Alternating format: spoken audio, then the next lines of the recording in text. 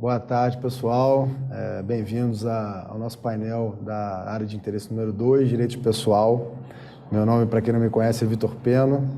Sou procurador no município de Rio das Ostras, no Rio de Janeiro. Também estou exercendo hoje a suplência da diretoria de filiação da NPM. E já há alguns anos tenho aí a honra, o privilégio de moderar o nosso painel de pessoal. E hoje, mais uma vez, estaremos aí fazendo esse trabalho, né? Queria agradecer a primeira presença de todos. A gente vai, no decorrer das discussões, o pessoal vai entrando, né? E a gente hoje não vai ter um palestrante específico, eu mesmo vou comandar as discussões dos anunciados e especialmente com relação à primeira proposta, vou fazer uma explanação um pouco mais longa sobre o contexto da Lei Complementar 173 e das vedações, das incidências, né, do estado de calamidade pública decorrente aí da pandemia de Covid-19, né? Então a gente já pode iniciar, a gente tem um horário aí relativamente apertado, então vamos começar, vocês fiquem à vontade, a gente está de olho aqui no chat, também estou com um tablet aqui para ficar de olho, o pessoal vai me ajudar se tiver algum comentário. E se alguém também quiser fazer algum tipo de explanação um pouco mais longa ou mais detalhada que o chat não comporte, por favor, levante a mão que a gente vai oportunizar aí a chance de falar, tá bom? Qualquer dúvida, fique à vontade aí de colocar no bate-papo. Direito pessoal, ano passado a gente teve bastante coisa, né? A gente discutiu bastante anunciados. Esse ano estamos limitados a 5, mas são 5 bastante interessantes, né? Diria eu. Talvez até com um certo pequeno volume de polêmica, embora eu acho que a gente vai ter condição de levar algumas propostas para aprovação, né? O número 1, ele é complementar aos enunciados que nós aprovamos no ano passado, por decorrência da Lei 173, né, da Lei Complementar 173, aprovamos alguns enunciados, inclusive um deles até extraindo a opinião, né, da carreira sobre a inconstitucionalidade da Lei 173. A gente sabe que o Supremo já julgou a 173 constitucional, na época ainda não tinha julgado, mas isso não afeta sobremaneira o nosso enunciado, né? É um enunciado que extrai aí a opinião da carreira sobre o tema e por isso não foi proposta nenhuma revisão. Até, por exemplo, em matéria de revisão geral anual, a gente também tem, né, enunciados de obrigatoriedade e o Supremo também já disse que não é obrigatório, então não há essa prejudicialidade. De qualquer forma, foi trazido mais uma proposta de enunciado sobre a 173, extraída do nosso grupo de discussões de pessoal, né, do WhatsApp. Muitas pessoas, né, principalmente nos últimos meses, trouxeram a dúvida sobre um possível antagonismo entre a Lei Complementar 173 e o artigo 212-A da Constituição, em matéria de concessão de benefícios remuneratórios para a educação básica com os recursos do Fundeb, né? Acredito que alguns dos senhores devem estar, ou já estiveram recentemente, às voltas com algum parecer sobre o tema, né? Então, o enunciado vem trazer aí uma tranquilidade para o procurador poder se posicionar sobre o tema. E a proposta inicial, e aí a gente sabe que, a depender das opiniões de vocês, a gente pode depois alterar a redação. Se a gente puder evitar grandes alterações, é mais fácil, até porque nesse modelo de congresso virtual as discussões ficam um pouco mais restritas, né, para a gente poder saber qual seria a melhor ou a pior. Mas, obviamente, fique à vontade para dar sugestões, tá? Eu vou primeiro ler o enunciado, e aí eu vou fazer uma breve explanação sobre todo o contexto da 173, o contexto da calamidade pública, para a gente poder concluir no final, tá? Então, proposta número 1, a criação ou majoração de benefícios remuneratórios com verbas exclusivas do Fundeb que gerem reflexo na folha de pagamento para os profissionais da educação básica não se submetem às vedações do artigo 8º, inciso 4º, da Lei Complementar 173, de 27 de maio de 2020, em observância ao princípio da supremacia da norma constitucional e do previsto nos artigos 212 e 212-A da Constituição de 88, cuja redação é superveniente e oriunda da Emenda Constitucional 108, de 25 de agosto de 2020. O enunciado está um pouco grande, é proposital, né? Inclusive a data de vigência, né, de promulgação está expressa ali por conta do que a gente vai debater agora, né? A questão da constitucionalidade, né, e da ausência de conflito entre a redação atual do 212A e da Lei Complementar 173. Eu vou iniciar pedindo o Vênia para compartilhar aqui os fundamentos. Eu vou ler só aqui a base legal, né, para a gente poder começar a discutir. O artigo 4º da LC 173 deve ser interpretado conforme os artigos 212 e 214-A da CF 88 e a Lei Federal 14.113, diante da obrigatoriedade de destinação dos recursos do Fundeb para a melhoria das condições de trabalho e da remuneração dos profissionais de educação básica, com base no princípio da supremacia da Constituição, aliada à superveniência da norma constitucional. E aqui eu vou pedir, Vênia, a vocês para compartilhar um outro arquivo de bases do enunciado número 1. Pois bem, vamos lá, vamos começar, e aí a gente vai começar a tratar do contexto para poder depois voltar ao enunciado. Como os senhores sabem, certamente todo mundo que milita na área de pessoal está bem ciente, nós estamos aí ainda no apagar das luzes, aí, né, da Lei Complementar 173, que vai perder sua vigência agora no dia 31 de dezembro, né, de 2021. Lidamos com ela aí praticamente 1 ano e meio, um pouco mais até de 1 ano e meio. Não sei para vocês, para mim foi bem dificultoso, né? Fiz um parecer bastante grande sobre o tema durante um mês depois da vigência da lei, né? Então foi bastante complicado. E ela diz expressamente, né, primeiro, esse artigo 1º que fica instituído nos termos do 65 da Lei de Responsabilidade Fiscal, exclusivamente para o exercício de 2020, o Programa Federativo de Enfrentamento ao Coronavírus. O programa é composto pelas seguintes iniciativas. Inciso 3º, entrega de recursos da União na forma de auxílio financeiro aos estados, Distrito Federal e municípios no exercício de 2020 em ações de enfrentamento ao coronavírus, né?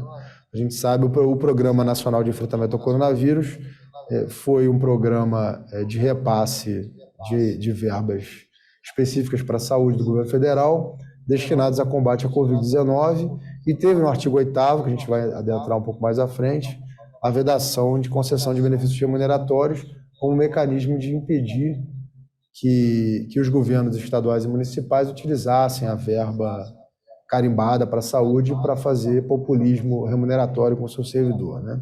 Mas antes de adentrar no tema, né, específico, vamos tratar do contexto.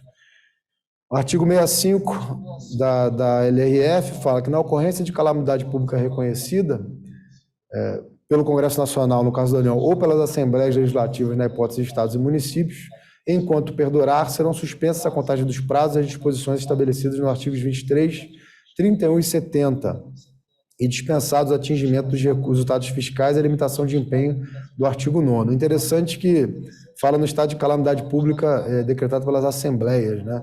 Como se o município também não tivesse a possibilidade de decretar seus próprios estados de calamidade, né? Como é o caso, né? A maioria está com calamidade decretada.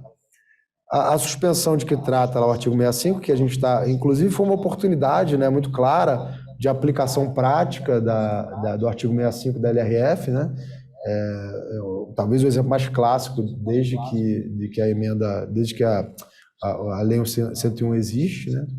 Diz lá no artigo 23 que se a despesa total com o pessoal, né, do respectivo poder ultrapassar os limites definidos do artigo 20, sem prejuízo das medidas do artigo 22, o percentual excedente terá que ser eliminado nos 2 quadrimestres seguintes, adotando-se, entre outras providências, as previstas no artigo 169 da Constituição, que é aquele velho artigo polêmico, né, da exoneração de servidores efetivos, né?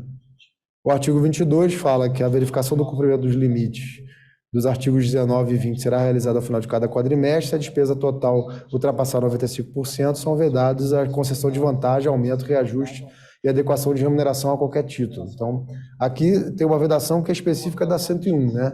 Que não se aplica ao caso especificamente de recursos que não superem esse patamar, né? Mas tem essa vedação paralela, né? Decorrente de determinação legal. A gente sabe, né, os limites lá são 54% dos 60%, né, da receita corrente líquida.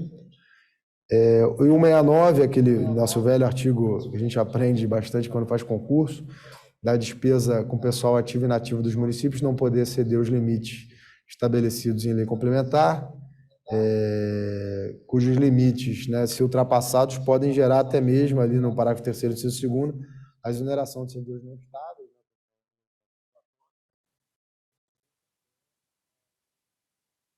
Estáveis, né? Caso os limites com a folha de pagamento necessitem de reequilíbrio. O 31 é a questão da diminuição, né, dos limites até o término dos 3 quadrimestres subsequentes, né? E o 70 também é o enquadramento nos 2 exercícios seguintes, né, eliminando o excesso gradualmente. No caso com a incidência do artigo 65 da Lei Complementar 171, da Lei Complementar 101, que inclusive é expressamente chamada pela 173, todos esses limites estão suspensos, né? Estão suspensos até o final da vigência da lei, o que permitiria a concessão de benefícios, inclusive fora dos limites fiscais, né? Até fora desses limites máximos com a despesa corrente líquida, inclusive os prazos de recomposição dos quadrimestres nos quadrimestres seguintes estariam suspensos também. Mas o que isso tem a ver, né? É só uma questão contextual para a gente entender que a calamidade trouxe, inclusive, reflexos de limitação, de permissão de adendos à folha de pagamento acima dos limites da lei de responsabilidade fiscal. É algo que a própria LRF permite e não é necessariamente oriunda da 173.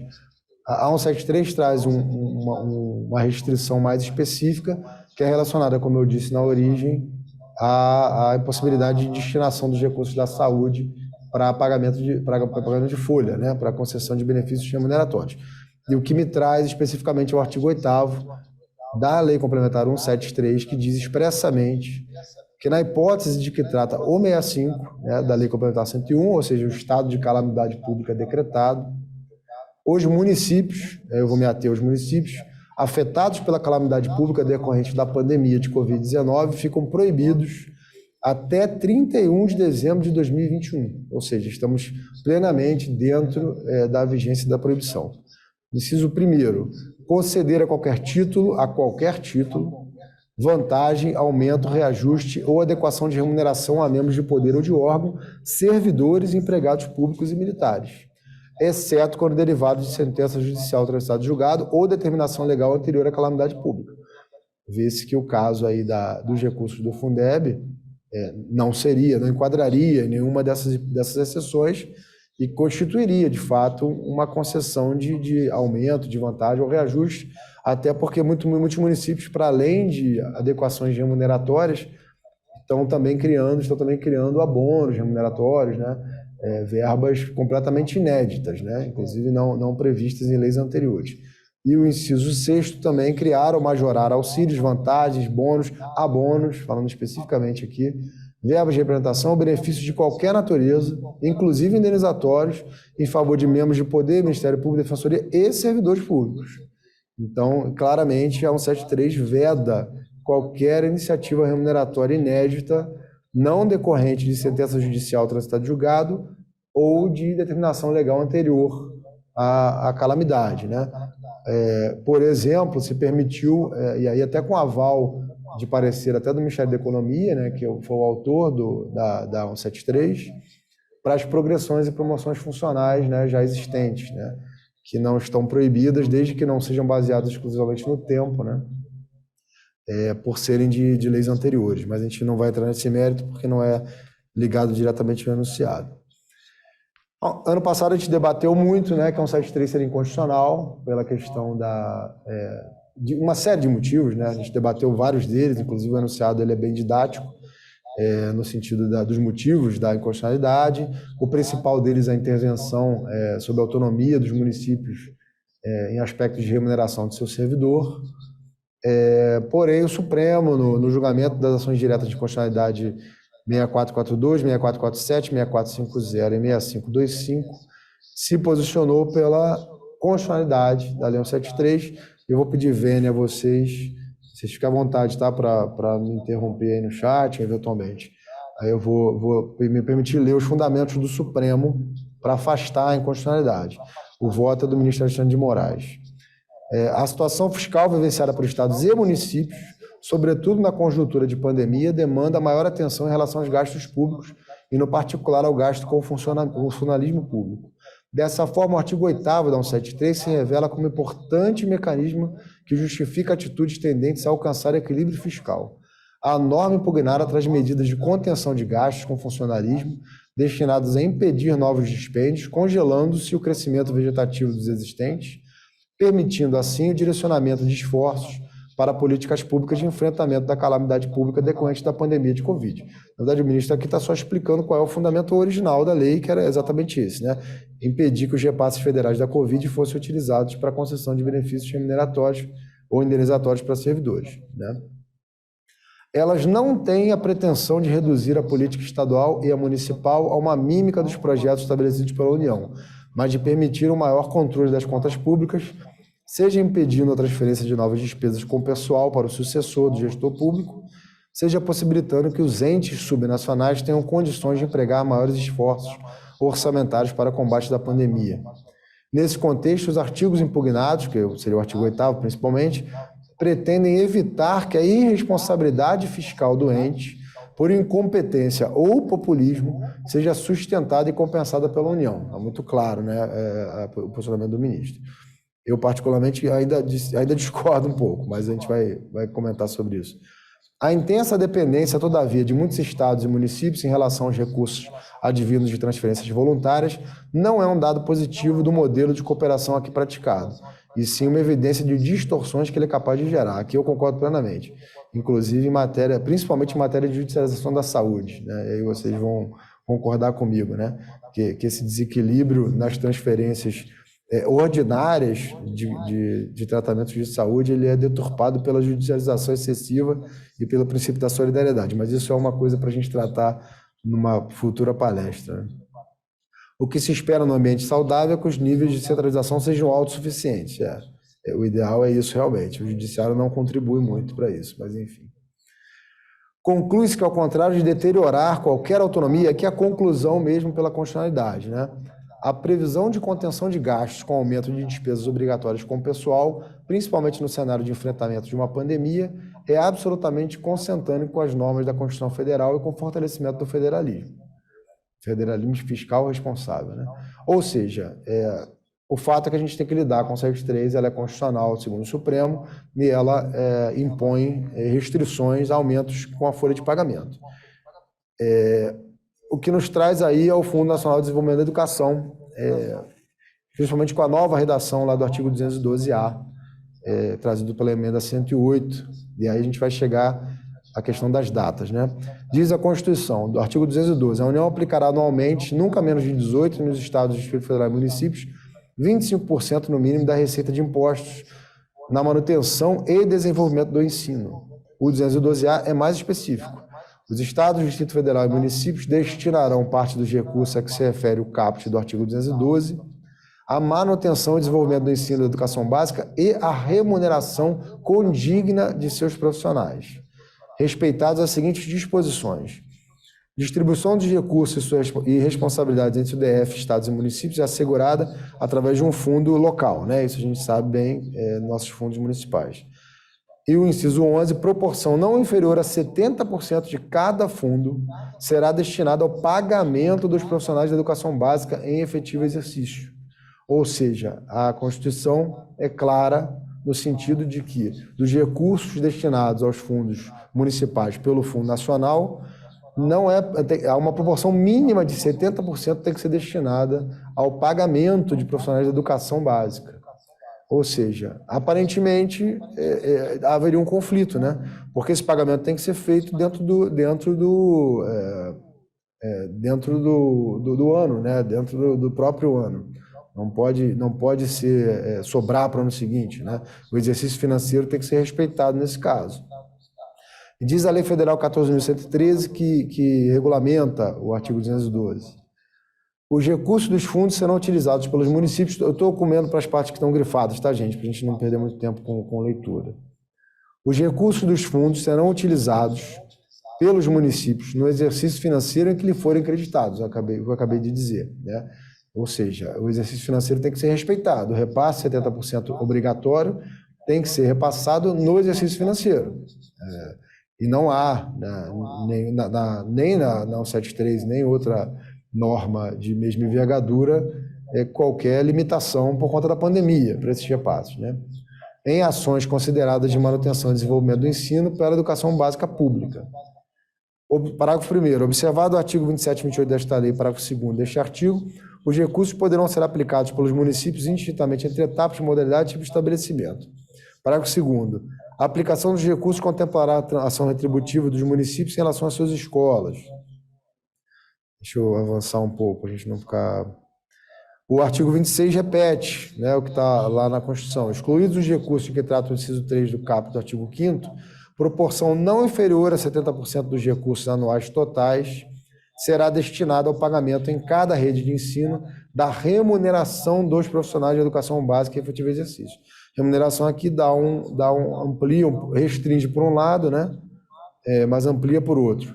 E aí define ali o que seria a remuneração, né, o total de pagamentos devidos aos profissionais em decorrência do cargo efetivo, mas abre a brecha de benefícios remuneratórios para iniciativas, por exemplo, de abono, né? Embora não para iniciativas indenizatórias, define como profissionais de educação básica. Esse também é um ponto bastante polêmico, né? Alguns profissionais que não se enquadram na definição da Lei 9394 ficam de fora desses repasses.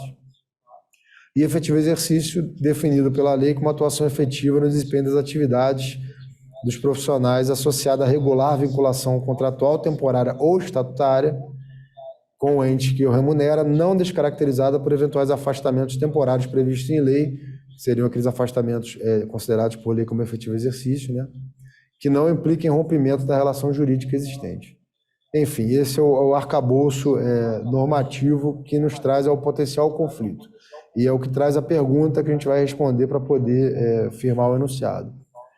Pode-se dizer que existe uma contradição entre a vedação da Lei Complementar 173, lá do artigo 8º, e o artigo 212-A da Constituição e a Lei 14.113, afinal, se estão vedados benefícios pecuniários de qualquer natureza, 173 usa essa expressão, como é possível atender os percentuais mínimos com o incremento da educação, lá do artigo 26 da Lei 14.113? A resposta é negativa, a contradição ela não existe, por um motivo muito simples. As proibições da 173, elas passaram a viger em 27 de maio de 2020, né, como vocês já sabem bastante, né? Está vivenciando elas aí há 1 ano e meio.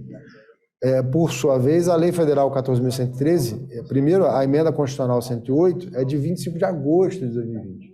Então, ela é posterior à Lei Complementar 173. E a Lei 14.113, que o regulamento é de 25 de dezembro de 2020.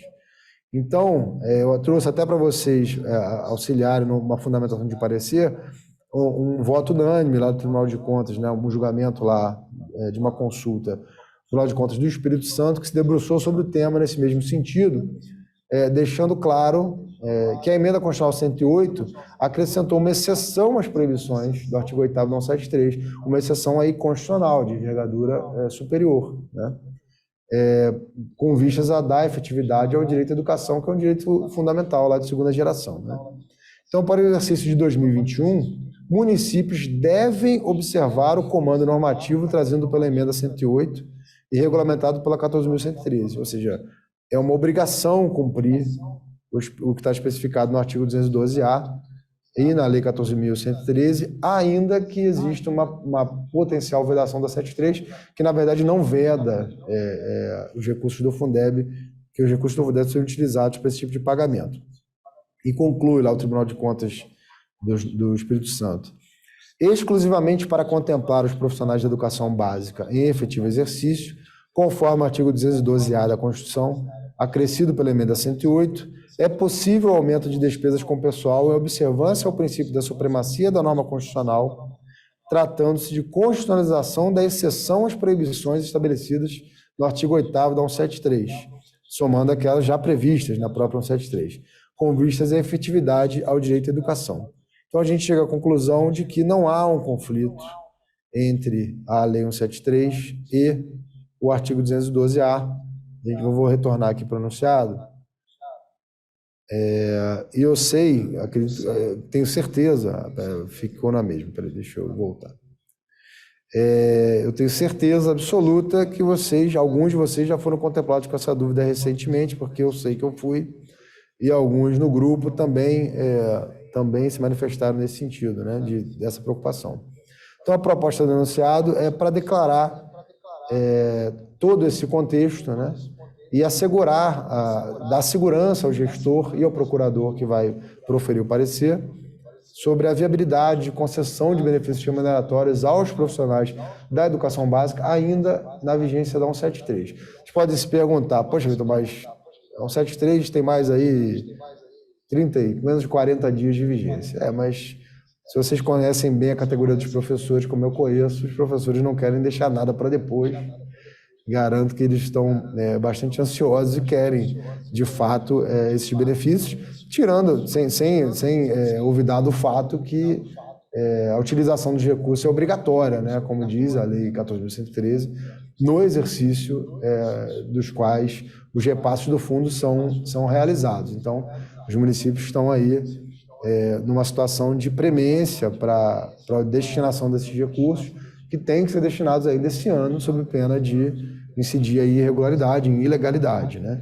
Então, acho que o enunciado acaba sendo pertinente e o timing dele também é pertinente, apesar da proximidade do fim das vedações da 173, para dar segurança ao gestor de que ele pode adiantar o pagamento, por exemplo, de benefícios remuneratórios específicos, gerais, como a revisão geral anual, que para os servidores em geral está proibida expressamente até 31 de dezembro de 2020, porém não para os profissionais de educação básica, e benefícios remuneratórios específicos, né, como abonos e gratificações específicas para a categoria.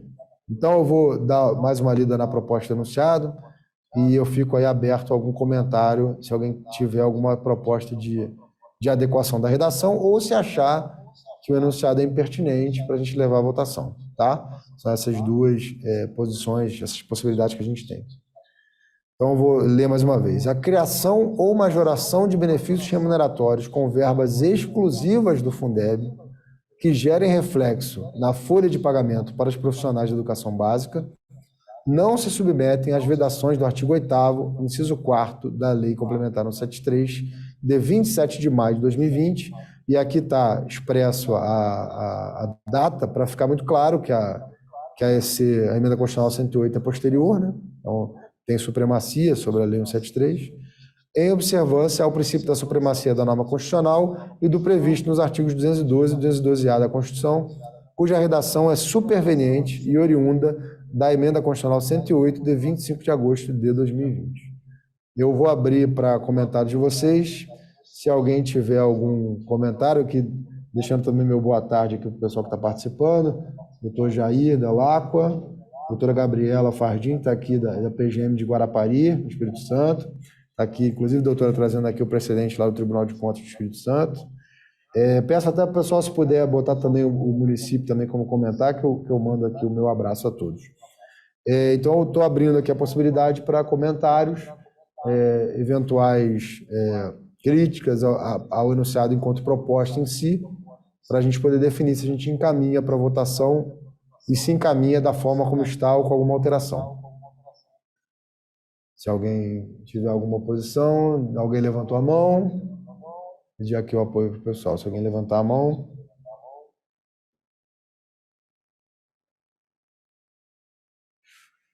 Não fiquem com vergonha não, pessoal. Vamos lá. Isso é importante.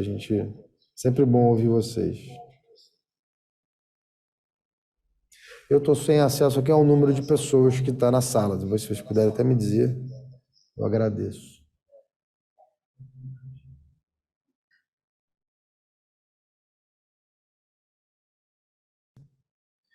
Pode voltar. 18 pessoas, então temos bastante gente participando. Alguém mais? Eu vou pedir uma... que tá, só não tem o nome. Doutora Thelma de Montes Claros, Minas Gerais. Boa tarde, doutora. Obrigado aí por prestigiar aí a nossa área de interesse.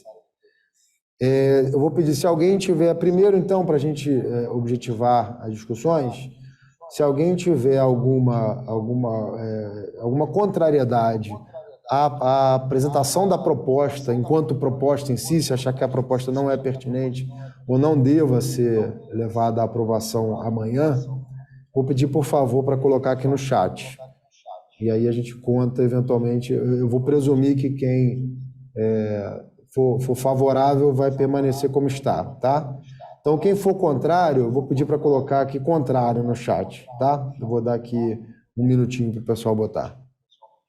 Vou aproveitar e beber uma água que eu com sede. Obrigado, doutora Thelma.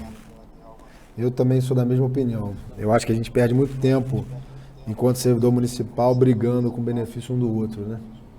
Eu tento sempre orientar os servidores lá da minha cidade de que benefício remuneratório para uma categoria é para todas, né? Serve como exemplo para a gente poder pleitear benefícios para a nossa categoria, né?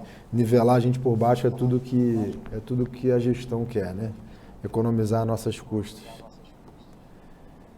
Vou dar mais um tempinho, tá? Se ninguém tiver, a gente vai encaminhar.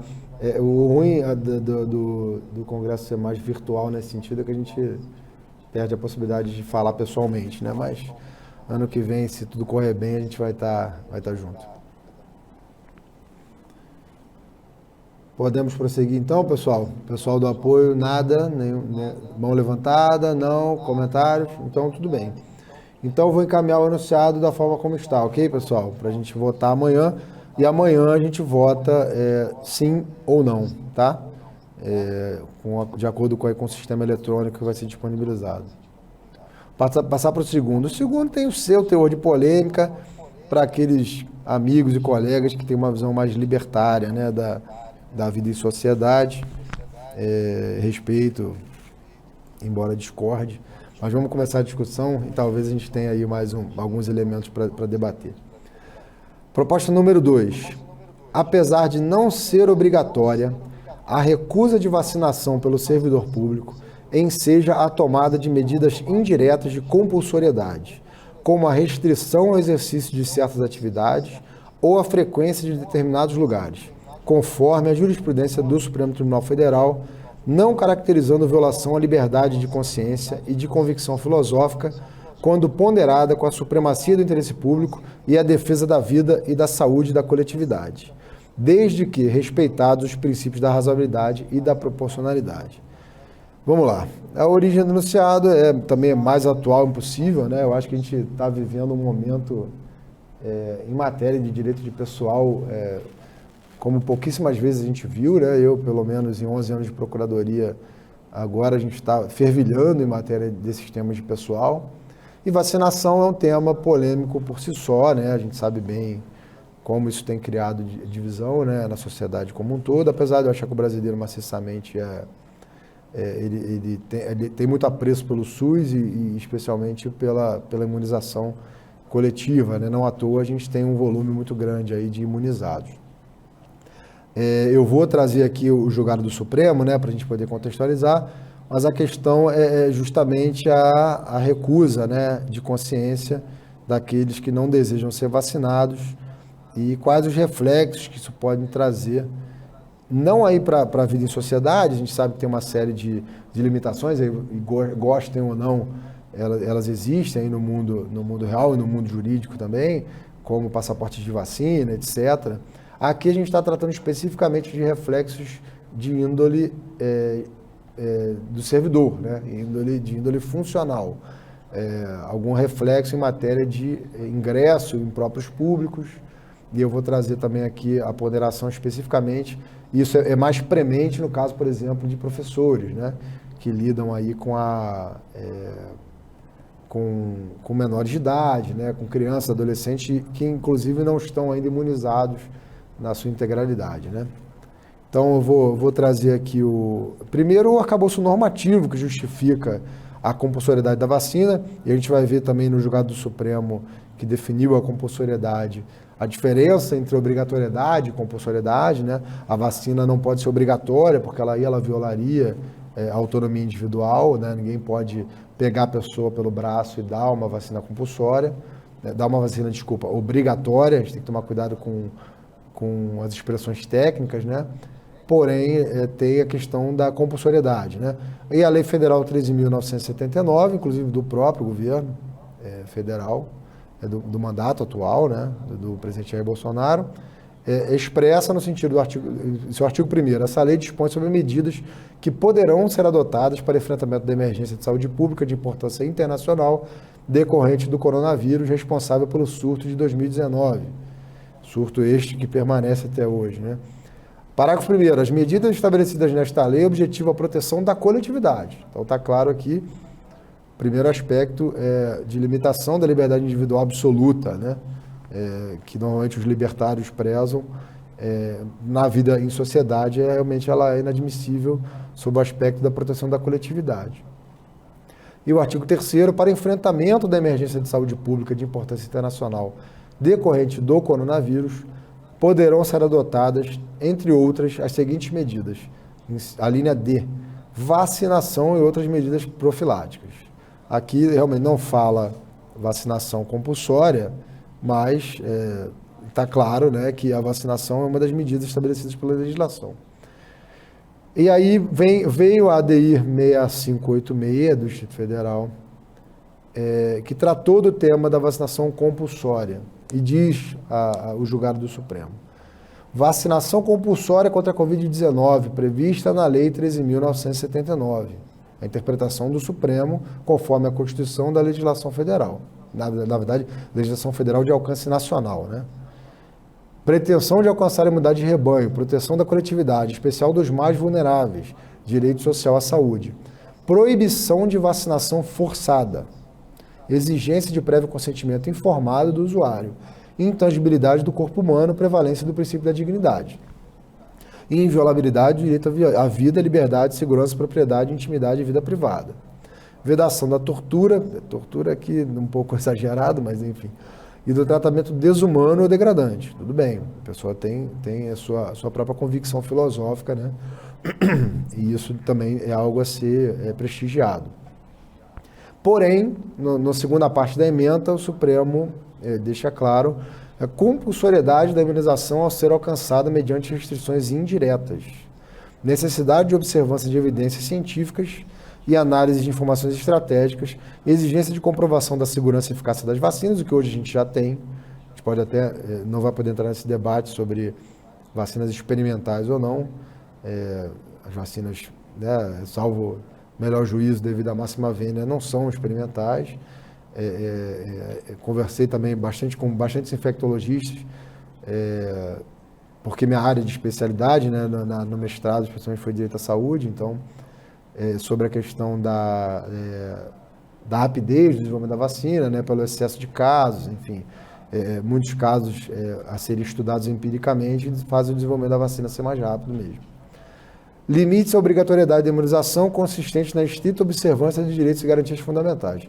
Competência comum da União, Estados e municípios para cuidar da saúde e assistência pública. Ou seja, está aqui aberta a possibilidade do município instituir as suas medidas de compulsoriedade indireta. A linha, inciso 1, lá do julgado do Supremo, está só declarando, né, que o interesse é proteger a coletividade. O inciso 2 é o que interessa mais a gente.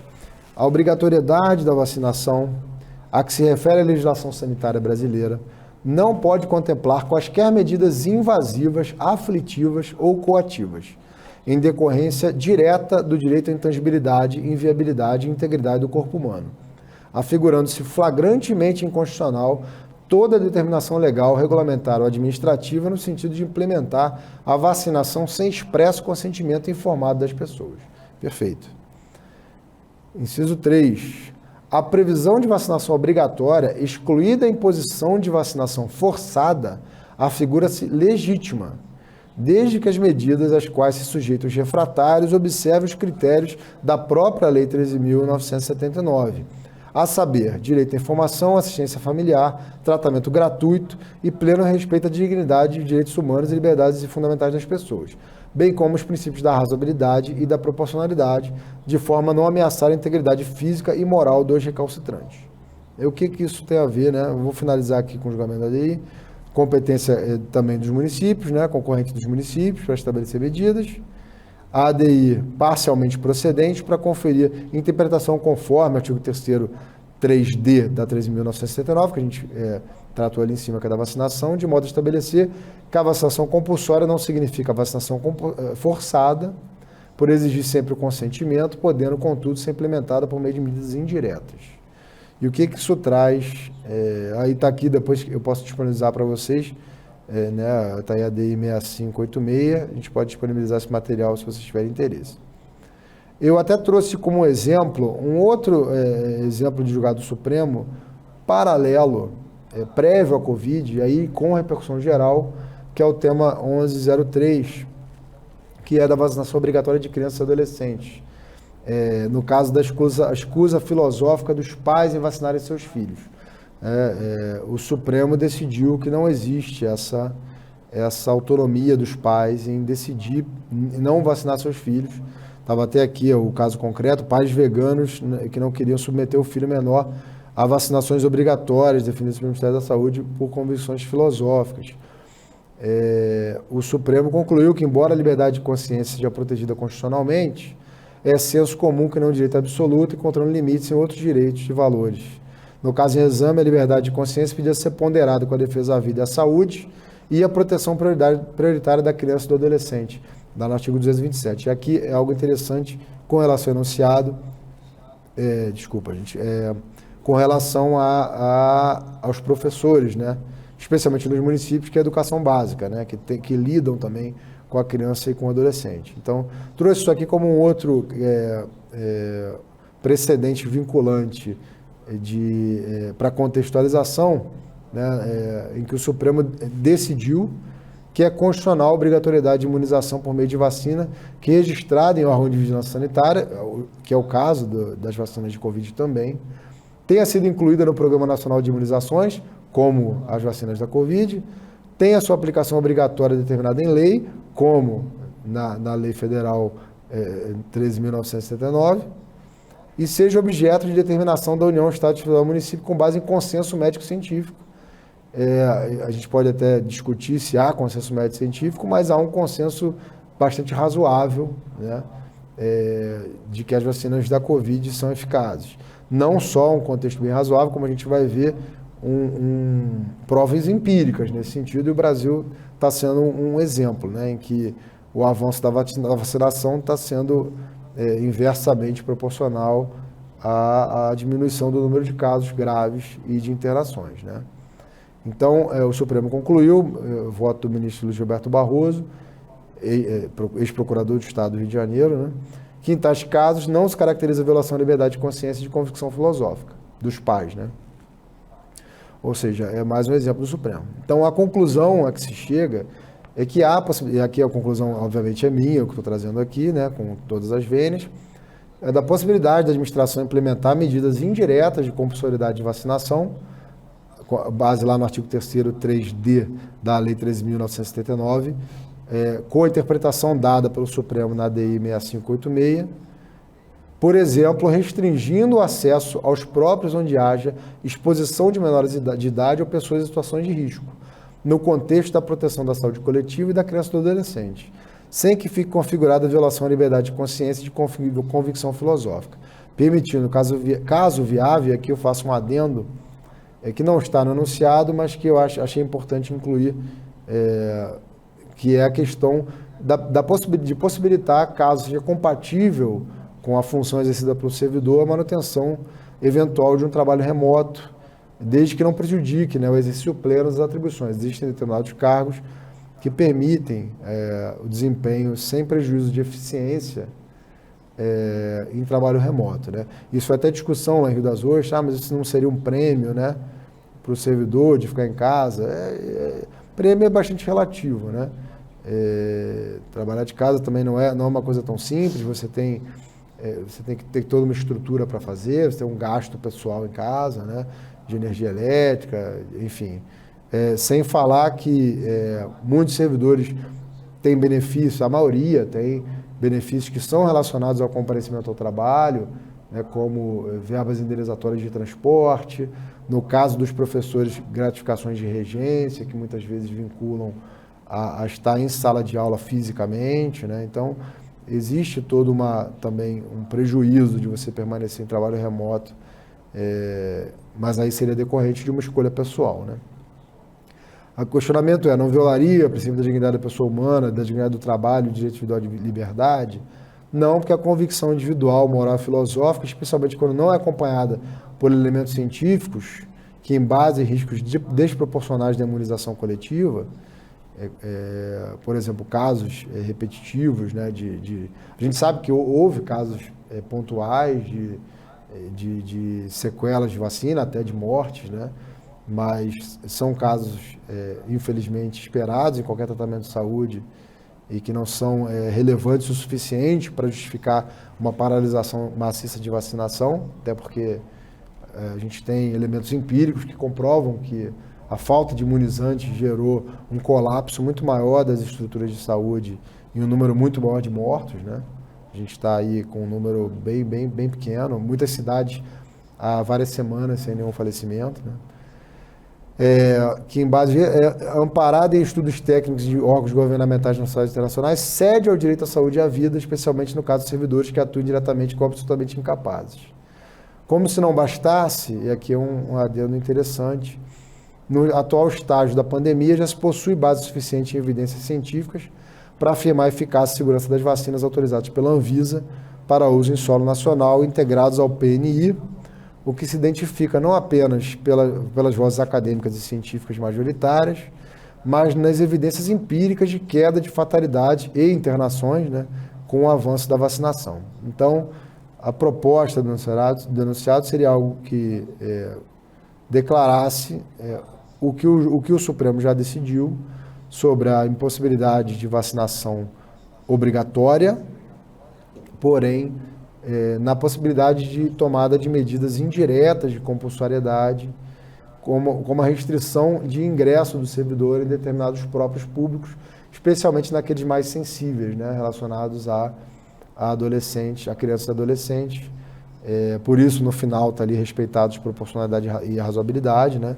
Isso teria que ser analisado casuisticamente. O enunciado não pode ter a pretensão de abarcar todos os casos, né? Assim, a individualidade, ele tem que ser mais genérico, né? Para poder abarcar as situações, mas abrindo uma brecha para que sejam feitas análises pontuais, né? De casos concretos, não caracterizando violação à liberdade de consciência e convicção filosófica, quando ponderada com a supremacia do interesse público e a defesa da vida, da saúde e da coletividade, respeitados os princípios da razoabilidade e da proporcionalidade. Então, é um tema com seu certo grau de polêmica.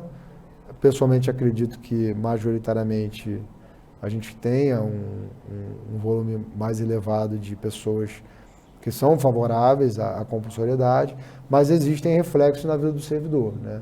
Haveria aí, por exemplo, um servidor não vacinado que ficaria impedido de adentrar o seu local de trabalho e aí, eventualmente, não comparecendo ao local de trabalho e não sendo viável o exercício remoto, incidentemente haveria o cometimento de uma falta funcional decorrente aí do não comparecimento ao trabalho, né, o que pode ensejar até sua demissão por abandono de cargo, enfim, ou inassiduidade habitual. Então, esses reflexos, por exemplo, seria um dos reflexos indiretos, né, da proibição de ingressos. Isso como uma medida indireta de compulsoriedade da vacina. O servidor deixaria de lado aí essa convicção não baseada na ciência, e aqui, novamente, com todo respeito, em prol de não ter nenhum reflexo funcional negativo. Então, eu vou abrir, eu sei que esse talvez seja um pouquinho mais polêmico, eu vou abrir para vocês a oportunidade de comentar. Se alguém, novamente, tiver o interesse de fazer uso da palavra propriamente dita, é só levantar a mãozinha que o pessoal pode abrir a possibilidade. Eu só vou pedir, preferencialmente, se a gente puder manter no chat para a gente evitar perder muito tempo. Tá bom?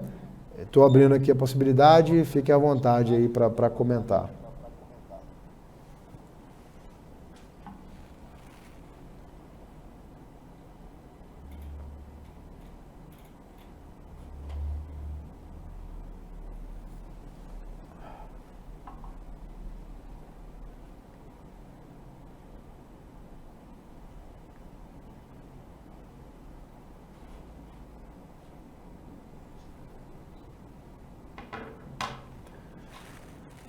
Alguém, gente? Não? Alguém levantou a mão?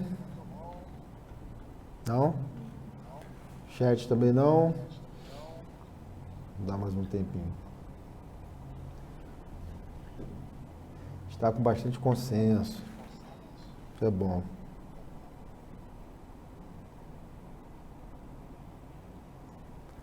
Podemos encaminhar então, gente, o enunciado da forma como está. Lembrando que amanhã a gente vai ter oportunidade de votar, né? Se por acaso alguém tiver desenvolver aí algum pensamento mais crítico contra o enunciado de hoje para amanhã, tem a possibilidade de amanhã votar contra, eventualmente, se for do interesse. Só lembrando, questão de metodologia, eu sempre digo isso de origem, essa vez eu esqueci em todos os anos. A nossa discussão de hoje é para fechar a redação que vai ser proposta amanhã. Amanhã a gente não pode alterar mais redação, amanhã é só votação sim ou não na redação que já foi aprovada hoje, tá? Então a oportunidade para a gente eventualmente adaptar as redações, ela é hoje, tá? Então vocês fiquem à vontade. Também não tem, aqui a gente não tem uma metodologia necessariamente taxativa, prejudicial. Se vocês eventualmente quiserem voltar posteriormente em algum enunciado que a gente já tenha discutido, fica à vontade, tá? A gente também pode fazer desse jeito, tá? Então eu posso passar para o terceiro? São 5, tá? Só para vocês ficarem tranquilos, não são 10 nem 15. Terceiro é um pouco mais direto da questões relacionadas ao nosso dia a dia, né? Redução de carga horária é um direito estritamente estatutário, né? Que alguns estatutos prevêem. Estou vendo um comentário ótimo aqui. A doutora Thelma, né? Isso. Obrigado, doutora Thelma. Eu concordo também. A doutora Thelma está dizendo, né? Colocamos em risco a vida de outro e a obrigatoriedade necessária que o limite de um esbarra no direito do outro, né? Isso a gente aprende bem cedo na faculdade de Direito, né? A proposta número 3, eu vou ler primeiro, depois a gente explica qual é a intenção do enunciado. A redução de carga horária por motivo de saúde própria ou de pessoa da família se submete a rol taxativo estabelecido números clausos na lei municipal, por se tratar de um benefício tipicamente estatutário decorrente da regra local. Não sei como os estatutos de vocês tratam da matéria, mas é um direito estatutário muito comum em estatutos locais, né, estaduais e federais, e federal, né? A possibilidade de redução de carga horária, especialmente para cuidar de pessoa da família. A redução de carga horária por motivo de saúde própria, nem tanto. Por exemplo, o Rio das Ostras não tem essa previsão, mas aqui a tentativa foi de ampliar para um estatuto que eventualmente tenha essa previsão. A gente não ficar com um enunciado que não abarque as situações por inteiro, porque as nossas realidades são muito heterogêneas, né? Lá em Rio das Ostras, por exemplo, um motivo de saúde própria é caso de licença saúde propriamente dita, né? Mas lá tem a redução de carga horária para cuidar de pessoa da família, né? Só que é muito comum que haja pedidos de redução de carga horária, às vezes, por exemplo, para parentes não contemplados na regra legal, né? Então, para efeito de aclarar, e temos aqui um enunciado que vai facilitar uma eventual consulta que nós tenhamos no nosso dia a dia, fica aqui estabelecido que a redução de carga horária só é admitida com base no rol taxativo previsto em lei, por se tratar de um direito tipicamente estatutário, né? Não é um direito social, lá do artigo 7º, extensível aos servidores públicos, é um direito concedido especificamente pela lei municipal, então é a lei municipal quem define os seus critérios de fruição, né? Quais serão os parentes que dão ensejo a esse tipo de benefício, enfim, não há como se exigir nenhum tipo de interpretação extensiva nesse caso, porque aí se estaria, né, deslegitimando a democracia, né, os poderes locais constituídos que representam a população e que definiram o rol taxativo. Então esse é um enunciado mais simples. Até uma sugestão que eu vou dar aqui, já lendo, caso vocês concordem, eu vou pedir só para vocês dizerem, de repente, no enunciado se concordam. Eu acho só que está redundante, né? se submete a rol taxativo estabelecido na lei municipal, né? Acho que não precisa, tá redundante aqui, né? O que vocês acham? Estou tirando aqui, eu acho que estava redundante. Se submete a rol taxativo estabelecido na lei municipal, estabelecido em lei municipal, né? Por se tratar de um benefício tipicamente estatutário decorrente da regra local. O que vocês acham da proposta? A intenção é essa, né? Dar uma segurança no caso de um questionamento como esse, e o parecerista poder ter um aval aí de um enunciado aprovado em Congresso Nacional, né, de procuradores. Algum apontamento? Vocês concordam da redação como está ou anterior? Vou dar um tempo aí para vocês pensarem.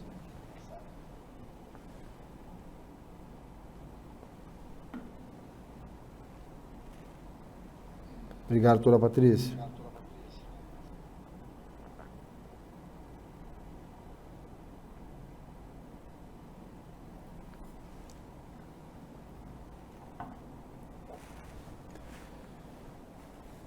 Mais alguém? Se alguém for contrário, perfeito. Doutora Thelma, obrigado. Não podemos prosseguir, acredito, né? Mais alguém? Acho que não. Esse realmente é mais tranquilo, né? Os mais polêmicos eu acho que são os primeiros. Então a gente já passou da parte mais difícil. Proposta número 4. Deixa eu pular aqui. A união estável, devidamente registrada em escritura pública, dá ensejo aos benefícios legais estatutários vinculados especificamente ao casamento, ainda que fora da literalidade do texto normativo, por serem ambas formas reconhecidas de constituição de entidade familiar, como decidido pacificamente pelo STF. Não sei se os senhores também já tiveram problemas como esse. Muito comum que a administração queira se prender à literalidade do texto normativo, né?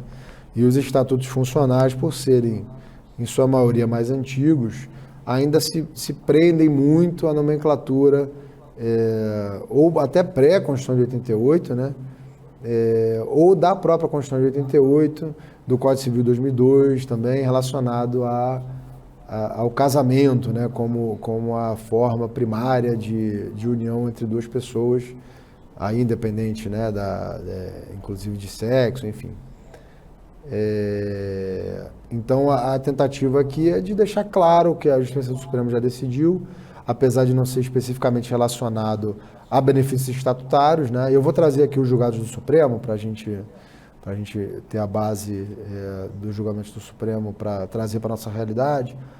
Ficar claro que, obviamente, né, também se aplica a união estável, apenas ensejando uma comprovação documental oficial, já que a união estável ela é um método de união que pode ser mantido na informalidade mesmo, né?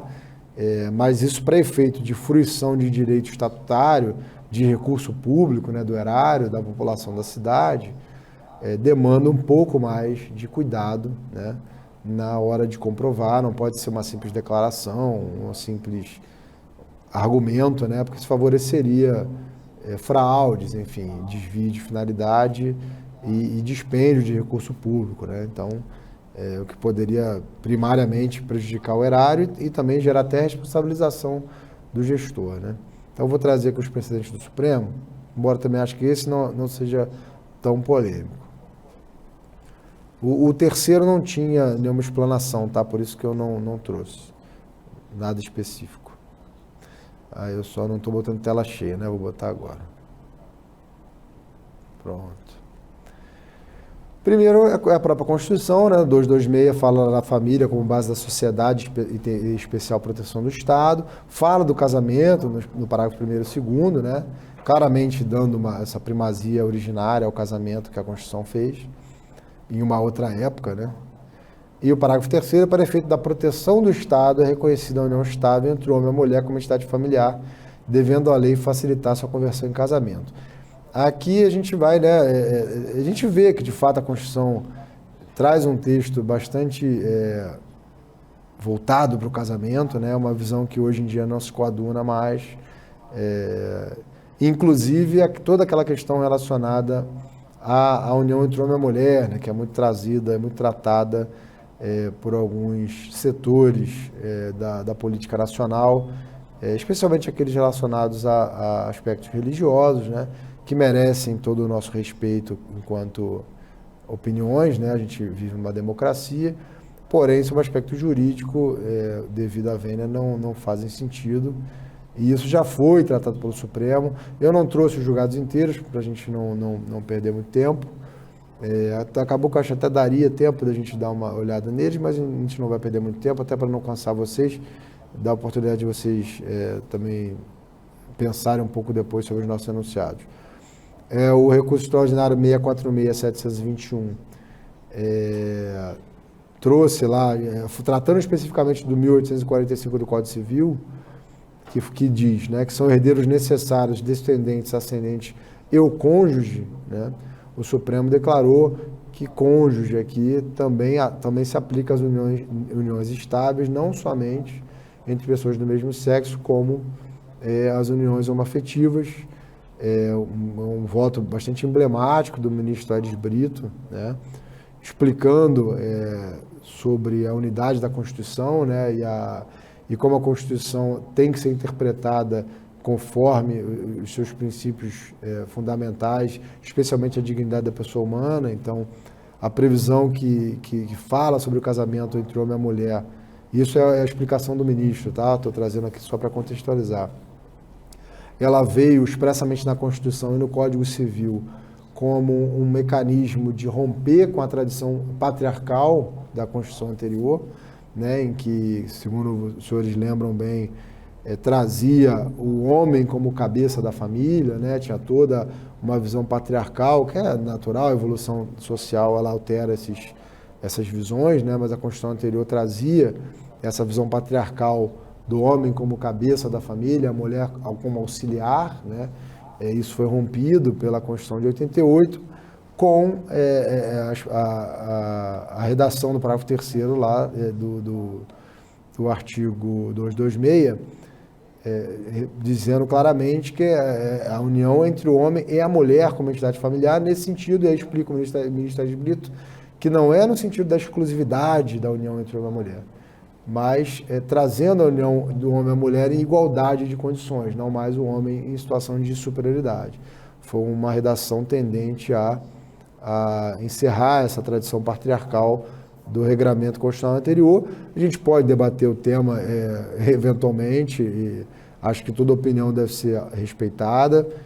Muitas pessoas entendem que o voto do ministro Aires Brito fez uma ginástica jurídica aqui para dizer aquilo que a Constituição não diz. Eu particularmente concordo com o ministro, porque a Constituição não é um sistema que suprime direitos, né? Ainda mais direitos que são claramente de índole individual, dignidade individual. Quem é o Estado para dizer, né, com quem A ou B deve ou não se relacionar? A religião certamente pode fazer isso, sem dúvida. Qualquer tipo de dogmática religiosa tem essa autonomia constitucional também para definir a sua dogmática privada, né? Isso tem que ser respeitado. Eu constantemente discuto também que não considero isso homofobia, e aqui eu até posso estar me enrolando com os dois lados, né? Com os progressistas e com os conservadores, mas, na minha opinião, acho que o posicionamento conservador religioso tem o seu lugar e deve ser respeitado, apesar de eu pessoalmente não concordar. Mas para efeitos de direitos, né, individuais, dignidade, né, a vinculação a uma dogmática religiosa é algo de cunho pessoal.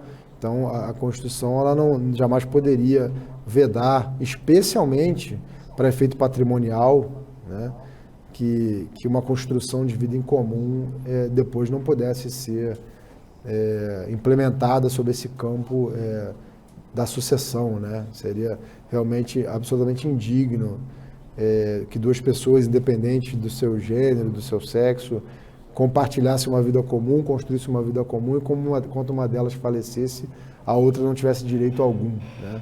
Isso realmente não faz sentido sob o prisma da dignidade, ainda que nós, eventualmente alguém sob o campo pessoal, possa não concordar com o comportamento de A ou B. Isso cada um tem a sua opinião, mas a liberdade nesse caso e a dignidade falam mais alto, né? Então esse é o primeiro dos aspectos do Supremo que trouxeram a equiparação da união estável ao casamento. A gente acaba falando sobre outros temas que não são relacionados, né? Isso aqui é interessante nos nossos debates aqui de pessoal. E o recurso extraordinário 878694, que se tornou aí o tema 809 da repercussão geral do Supremo, que declarou inconstitucional o artigo 1790 do Código Civil. Diz o tema, né? No sistema constitucional vigente, é inconstitucional a distinção de regimes sucessórios entre cônjuges e companheiros, devendo ser aplicado em ambos os casos o regime estabelecido no artigo 1829. Declarou-se aí a inconstitucionalidade incidental do 1790, que lia: a companheira ou companheiro participará da sucessão do outro quanto aos bens adquiridos onerosamente na vigência da união estável nas condições seguintes. E as condições eram diversas, né, do regime relacionado ao casamento. Então, o Supremo entendeu que essa diferenciação era inconstitucional, já que os regimes sucessórios entre cônjuges e companheiros devem ser os mesmos, né, deve ter os mesmos critérios. Então, são dois exemplos aqui do que o Supremo equipara claramente a união estável e o casamento. Então, de volta à nossa discussão, que aí é voltada especificamente para o direito do servidor, né? Afinal a gente está aqui na área de interesse de pessoal, diz a proposta: a união estável devidamente registrada em escritura pública dá ensejo aos benefícios legais e estatutários vinculados especificamente ao casamento, ainda que fora da literalidade do texto normativo, por serem ambas formas reconhecidas de constituição de entidade familiar, conforme decidido pacificamente pelo STF. Tá? Essa é a proposta do enunciado número 4. Abro aqui para comentários de vocês, fiquem à vontade. Vou aguardar aqui um tempo e podem comentar.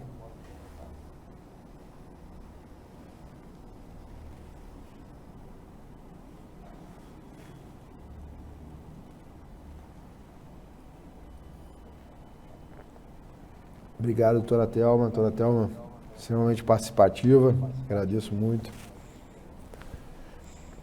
Alguém levantou? Não?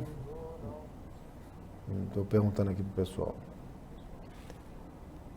Eu acho que em matéria tirando os aspectos polêmicos que eu trouxe, que são subjacentes ao tema, em matéria de servidor, o enunciado não me parece polêmico, né?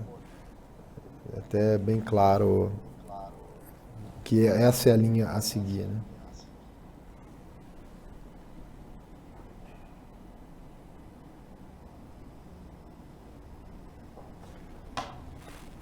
Vou dar mais um tempinho para o pessoal, tá? Já está até se encaminhando para o final, falta só um.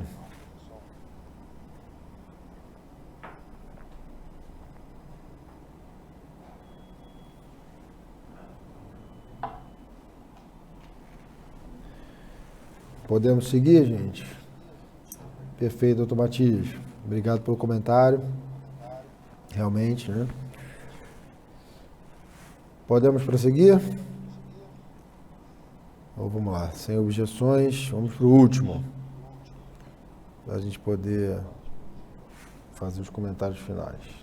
Doutora Cláudia Taboraí, bom vê-la aqui, sempre um prazer, doutora, nossa delegada, Cláudia, delegada da NPM no Rio de Janeiro, muito atuante lá no nosso estado. Prazer em vê-la, doutora. Proposta número 5. Essa também é bastante comum, não sei qual é a realidade de vocês nos seus municípios, mas também já tem jurisprudência pacificada, por exemplo, no órgão especial do Rio de Janeiro, isso já é pacífico. Por isso foi trazido. Não localizei nos nossos enunciados nada a respeito, então achei bom trazer, porque é alvo de bastante questionamento em alguns municípios. Eu vou ler primeiro e depois eu explico o contexto. A previsão genérica de direitos a servidores públicos municipais nas leis orgânicas dos municípios padece de inconstitucionalidade formal por vício de iniciativa, ingressando em seara legislativa privativa do Poder Executivo, sendo aplicáveis somente as previsões do regime jurídico próprio. Qual é o contexto? Eu vou trazer aqui a jurisprudência. Não são incomuns, Rio das Ostras, por exemplo, teve isso. A lei orgânica do município de Rio das Ostras, por exemplo, prevê uma série de direitos estatutários. Como a gente sabe, né, a lei orgânica é promulgada pela própria Câmara de Vereadores, ou seja, ela é oriunda do Legislativo e cria uma série de benefícios. Em Rio das Ostras, especificamente, os questionamentos se setorizavam num artigo que permitia ao servidor se ausentar com remuneração integral para fazer faculdade, para qualificação de nível superior. Uma previsão que era exclusiva da lei orgânica do município e não estava previsto no estatuto, nem no anterior, nem no atual. Ambos previam licença para qualificação, mas em termos diferentes, né, com alguns critérios de fruição diferentes.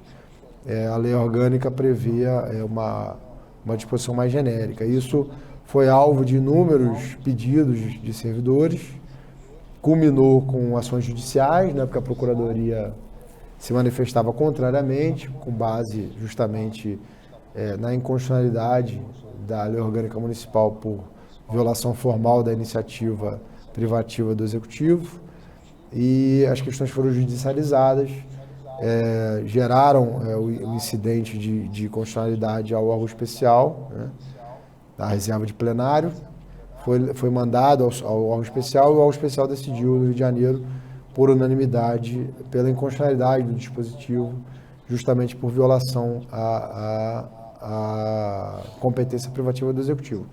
E o Supremo também já tem normatização nesse sentido expressa, então também o enunciado nada mais é do que a declaração para nós, né, já que a gente não tem enunciado nesse sentido, do que diz a justiça do Supremo.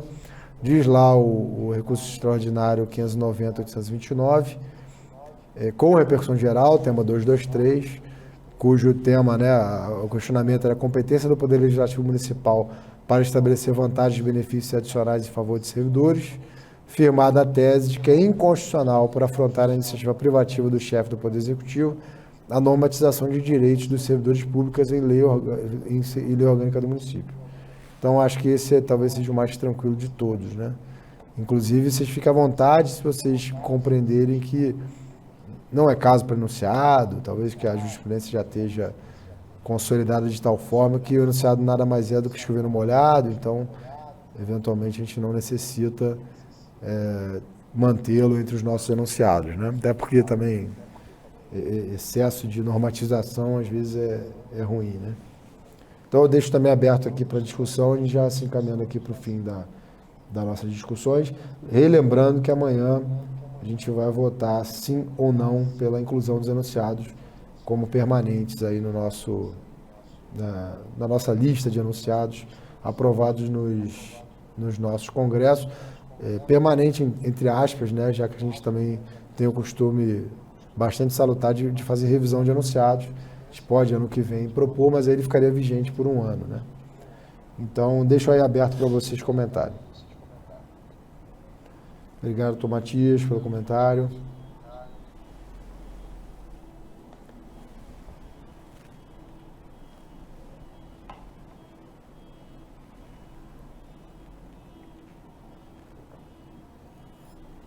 Eu acho que eu daria só uma sugestão, eu acho. Previsão genérica não parece, esse genérico aqui me parece meio deslocado, até porque pode haver previsões específicas, né? Genérica eu acho que está... A previsão de direitos a servidores públicos municipais nas leis orgânicas dos municípios padece de inconstitucionalidade formal por vício de iniciativa, ingressando na seara legislativa privativa do Poder Executivo, sendo aplicáveis somente as previsões do regime jurídico próprio. Acho que ficou melhor, né? Não sei se alguém discorda.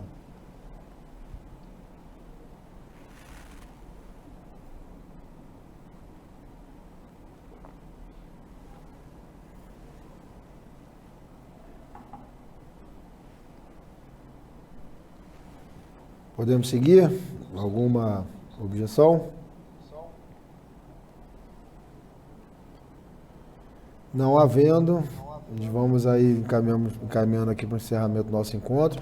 Eu vou pedir, se vocês tiverem a possibilidade, quem não se identificou aqui no chat, pudesse identificar, eu iria mandar aqui o nosso cumprimento, nosso abraço para vocês. Obrigado, Cláudia. Obrigado, doutora Thelma. Doutora Thelma de Montes Claros, né? Montes Claros, Minas Gerais. Doutora Gabriela de Guarapari. Doutora Cláudia de Itaboraí. Doutora Fernanda de Marmeleiro, no Paraná. Fernanda Trindade, obrigado pela presença, por prestigiar nossa aí. Doutora Valesca de Três Rios, também colega de luta no Rio de Janeiro. Ex-procuradora-geral, inclusive, de carreira. Prazer tê-la aqui. Doutora Patrícia Borg de Atibaia, São Paulo. Doutor Giovanni de Linhares, Espírito Santo. Excelente, já estive em Linhares uma vez também, gostei muito da cidade. Lembrando lá no nosso primeiro anunciado, né, o pessoal do Espírito Santo, lá o excelente voto lá do Tribunal de Contas do Espírito Santo. Doutor Juliano Campos de Luiz Correia, Piauí. É muito bom a NPM, né? A NPM, eu particularmente sou conhecido como arroz de festa da NPM, né? Eu gosto muito do Congresso, me sinto muito bem entre nossos colegas. Estava conversando ontem isso com o Cristiano, com o Gustavo, como a associação ela é inclusiva, né? Inclusive para nós que somos alguns de nós aqui, a maioria até não são de capital, pelo que eu estou vendo aqui, de municípios de interior, então é muito legal a gente ter essa troca de experiências e conhecer tanta gente, né? Permite que a gente conheça muita gente. Mais alguém, gente? Então eu vou pedir vênia a vocês para a gente encerrar mais cedo. Peço até desculpas por não ter tido um palestrante específico. Acabou que não houve tempo hábil para a gente conseguir, mas no próximo congresso a gente certamente vai... Alguém levantou? Não? Beleza. A gente vai tentar numa próxima oportunidade também trazer uma palestra, né? Então a gente aprovou para votação amanhã 5 anunciados. Acho que não tem necessidade de ler de novo, né? Todo mundo estava aqui desde o início. Só se vocês quiserem. Vocês querem que eu leia? Acho que não precisa, né? Fica meio maçante. Beleza, doutor Jair. Obrigado. Vocês querem que eu leia, gente? Se alguém disser não aí, eu já não leio. Senão, se acharem que é excesso de zelo. Mas talvez nunca... Eu vou ler porque nunca é demais, porque o pessoal pode querer, de repente, dar alguma sugestão de redação. Tá? Prometo que vou ler bem rápido. Proposta número 1 que a gente aprovou hoje. A criação ou majoração de benefícios remuneratórios com verbas exclusivas do Fundeb que gerem reflexos na folha de pagamento para os profissionais da educação básica não se submete às vedações do artigo 8º, inciso 4º da Lei Complementar 173, de 27 de maio de 2020, em observância ao princípio da supremacia da norma constitucional e do previsto nos artigos 212 e 212-A da Constituição Federal de 88, cuja redação é superveniente e oriunda da Emenda Constitucional 108, de 25 de agosto de 2020. Então, essa é a primeira proposta. Não incluí aqui a lei 14.113, porque ela só fala da compulsoriedade, né, do pagamento do Fundeb no exercício. Isso não precisa estar no enunciado, né? Proposta número 2. Apesar de não ser obrigatória, a recusa de vacinação pelo servidor público seja tomada de medidas indiretas de compulsoriedade, como a restrição ao exercício de certas atividades ou a frequência de determinados lugares, conforme a jurisprudência do STF, não caracterizando violação à liberdade de consciência e de convicção filosófica, quando ponderada com a supremacia do interesse público e a defesa da vida e da saúde da coletividade, desde que respeitados os princípios da razoabilidade e da proporcionalidade. Evidentemente, a gente não quer que isso aqui vire um salvo-conduto para abusos, né, de autoridade, enfim, para a criação dolosa de limitações com o conteúdo, o teor, a tentativa de penalizar algum servidor que seja antagonista da gestão, enfim, por isso que essa brecha para ser analisado casuisticamente, né, porque a gente sabe como é que funciona, infelizmente, no executivo brasileiro, né. Proposta 3. A redução de carga horária por motivo de saúde própria ou de pessoa da família se submete a rol taxativo estabelecido em lei municipal por se tratar de um benefício tipicamente estatutário decorrente da regra local. Tá? Também está bem direto. Proposta 4.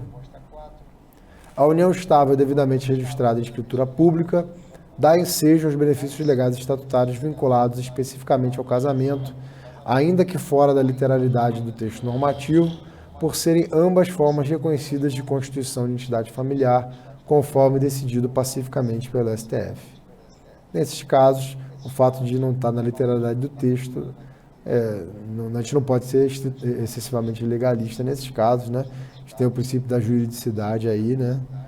Então, o direito ele evolui e às vezes o texto não evolui a contento, né?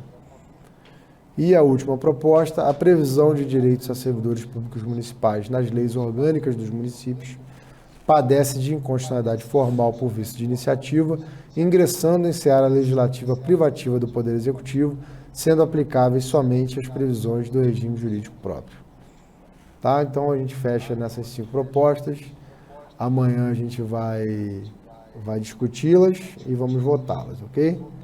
Diga só. Desculpa, o tablet está nem na minha cara, assim, né? Tá bom, desculpa. Não está acostumado, né? Se fosse jornalista era mais fácil. Tá bom.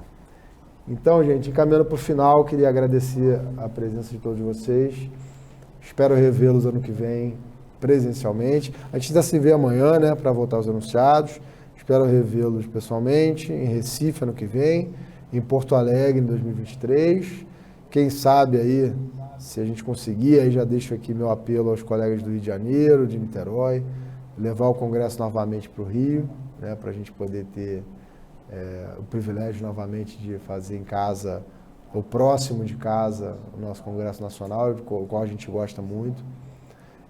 Aproveito também para estender a vocês aqui o convite, não só para amanhã a gente estar na aprovação dos enunciados, como a presença de vocês, que será muitíssimo apreciada e agradecida na nossa live musical de amanhã. Eu e o Rafael Peco, de Porto Alegre, nosso colega músico, estaremos amanhã fazendo a nossa live musical, nosso grupo, nosso duo, né? Os Litos Consortes Desnecessários, e vamos estar fazendo esse show musical em homenagem aí a todos os colegas. Começa amanhã às 20 horas, é bem rapidinho, vai ser 1 hora só, das 20 às 21, a gente tocando aí os sucessos do rock internacional e nacional, tá? Para fazer aí a alegria e quem sabe ano que vem a gente poder novamente fazer esse show presencialmente. Vai ser uma tremenda alegria pra gente. Espero vê-los amanhã. Tá bom, gente? Agradeço novamente, muitíssimo, e até amanhã. Um abraço.